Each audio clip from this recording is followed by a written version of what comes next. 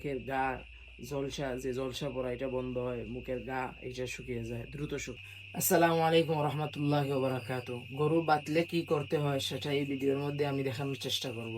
প্রথম কাজ হচ্ছে গরুর শরীরের মধ্যে কতটুকু জ্বর আছে সেটা আপনাকে নির্ণয় করতে হবে।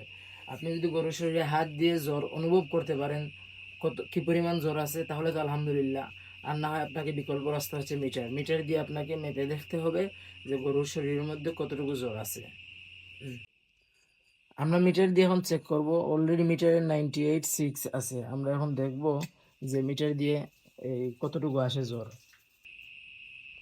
98-এ রাখছিলাম, কিন্তু এখন আপনারা দেখছেন যে 104-এ আছে, অর্থাৎ বেশি আছে।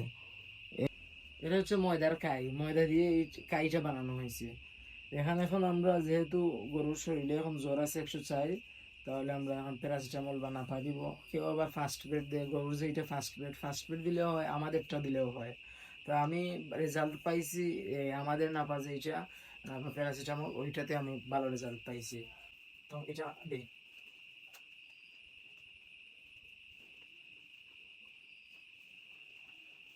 এই গরুটার পায়ে ব্যথা নেই, এই গরুটার মুখের মধ্যে বাঁচছে।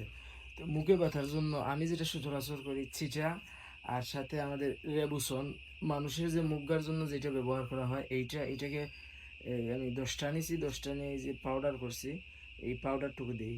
দিলে হয় কি এইটা দেখা যায় দ্রুত কাজ করে। আবার ডাক্তারের পরামর্শ অনুযায়ী FLK একটা পাউডার আছে, এরপরে খুরাকিউর একটা পাউডার আছে, ওগুলো ব্যবহার করা যায়। তো আমি সচরাচর যেটা ব্যবহার করি এটা হচ্ছে এই যে মানুষের রেবুসন যেটা, ওইটা ব্যবহার করি। ওইটা ব্যবহার করলে দেখা গেছে যে ওগুলা থেকেও আমার কাছে মনে হয়েছে যে এইটাতে কাজ করে ভালো। মুখের গা জলসা পড়া এটা বন্ধ হয়, মুখের গা এটা শুকিয়ে যায়, দ্রুত